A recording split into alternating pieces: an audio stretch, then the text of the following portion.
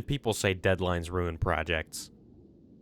Where video games have been constantly evolving and changing over the past 25 years, it feels like controllers have somewhat stagnated. It's crazy to me how such an important part of video game culture has sort of taken a back seat of the 2008 Honda Accord that is video games. Tech is always improving, consoles are always getting more powerful, I think. Yet it seems like controllers are slowing down. The most innovation I see these days are improvements to comfort and higher quality rumble, when I think controllers really do have avenues for creativity without completely overhauling the basic design. And I think really only one major game company has been exploring that.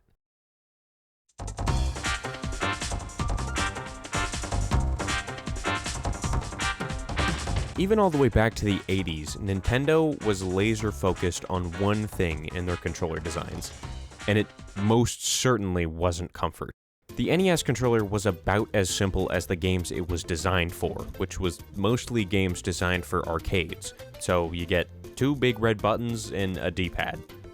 What else do you want? You're playing Burger Time. This seems like an impossible design to mess up, but you'd be surprised. This button rectangle genuinely was a foundational step to where we are now. Before 1983, home console controllers were a joystick and a button, or a joke. After the NES, home console controllers were NES controllers. It spawned many a copycat, and it was Sega to actually build on the NES layout by adding a button and changing the D-pad to this dial situation, allowing for easier diagonal inputs. But Nintendo was just getting started. Just a few years later, the SNES gave us bumpers. Also, now we have colors, which is the first of a design language Nintendo would be building on in the coming years, focusing more on clarity and comfort by differentiating the buttons clearly. Now, instead of just the A button and B button, we've got the red A and the yellow B, the blue X. Don't get used to these colors, by the way, because they will be changing with every controller. But this color coding allowed for a much more intuitive experience. That little change made all the difference for the people looking down at their controllers all the time, giving you all the information you need from just a quick glance down. And I think they mastered this with the GameCube controller. This thing may look like a Leapster gamepad, but the GameCube controller is genuinely a really smart controller design. The notched edges around the joystick is something I want in every controller, somewhat simplifying movement while not removing any freedoms the circle provides. Also, not only is every button a different size, but they're scaled based on usage. The big green A button right where my thumb rests is especially appreciated given how much use it gets. With the right games, the GameCube controller is perfection. With the wrong games, the GameCube controller is a punishment. The button layout feels so incredibly natural when used well, and so unnatural when not. It's why we're seeing controllers homogenize into all looking like controller clip art. Controller design is hard, and even when it's good and unique, you're still making the player learn how it works. Point and case.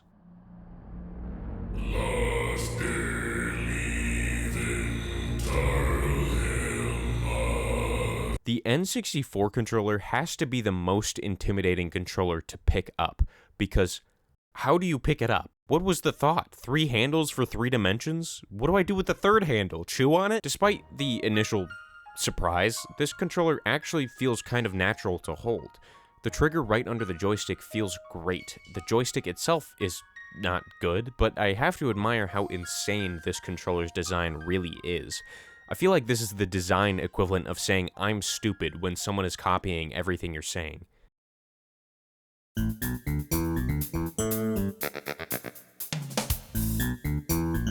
But as much as Nintendo's designs got copied, it was mostly by third parties. Xbox and PlayStation made some pretty original designs for their consoles, but they also stuck rather close to their first design. The main thing Xbox and PlayStation have going for them is consistency. Nintendo has been iterating, these guys have been refining. You don't have to relearn a layout each time they release a new console. They have a basic layout, and they make small quality of life adjustments from there. I'd say PlayStation gets a little bit more experimental than Xbox. The PS form factor seems a little bit less popular, but it definitely has its place. PlayStation also always gives way more attention to the D-pad quality than anyone else. The Xbox One D-pad is satisfying, but an hour using this thing, and my brain is writing checks my thumbs can't cash. The best compliment I could think to give the Xbox controller is that I never think about it, even when I'm using it. especially when I'm using it. It's a design so refined to be unnoticed, to live in the background. I genuinely can't think of anything this does that the others don't. That's kind of the whole point. It's familiar and it's built well. That's what it needs to be, so that's what it is. But this avoidance of experimentation makes these eras kind of blend together for me, as well as making video games as a whole feel that much more limiting from a development standpoint.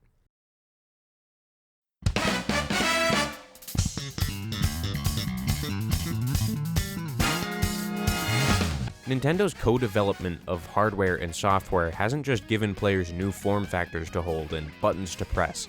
They've given game makers new tools to develop with. I think the best example of this is the Wii. This was basically the dawn of motion controls, and Nintendo eased us into it with the Wii controller. You point it at the screen like any other TV remote, except now you can be a danger to everyone around you. This concept may be cool in a vacuum, but there is so much that could go wrong with this. Take the immediate motion controllers that followed the Wii as example. But what set the Wii apart from the rest was Nintendo's willingness to make good games designed around the Wii remote, and it sold like hotcakes, partly thanks to how good the games made for it were. Wii Sports and Wii Play served as perfect introductions to the Wii. Mario Kart Wii let you turn your controller in the same way everyone already subconsciously did, but Nintendo wasn't the only one making games for it. A good amount of third parties developed for the system too. Not every game used the motion controls, at least not well, but many others really did. I've heard multiple instances of people saying the Wii edition of Resident Evil 4 is their favorite way to play the game, and I understand why. The game is basically designed to be like those old arcade shooting games, so the game is basically already designed and balanced around stopping and aiming at the screen. Say what you will about Super Monkey Ball Banana Blitz, but the Wii motion controls were a perfect fit for the game, making me retroactively disappointed we didn't get ports for the first two games on Wii. Boom Blocks was unironically a brilliant party game. This wasn't just a cool new gimmick Nintendo came up with, it was a new level of immersion and interactivity for video games. And now, motion controls are a standard in most controllers, except for Xbox. Too cool for trends, I guess. The Wii U did not sell like hotcakes. At best, it sold like cold vegetables, but I think that can mostly be blamed on its marketing. Basically, everyone thought the gamepad was just an extension for the original Wii. A very expensive one, but I think the Wii U was kinda rad. It had a gamepad controller that allowed for local asymmetrical multiplayer, where one person would have the gamepad and everyone else looked at the TV. And it made for some pretty fun and weird game designs. Not that we got all that many, but there were still a couple that really showcased what could have been done with this control system. Game & Wario had some super fun 1v4 party games. Okay, so what if that's my only example? Yeah, like I said, it was a slim library.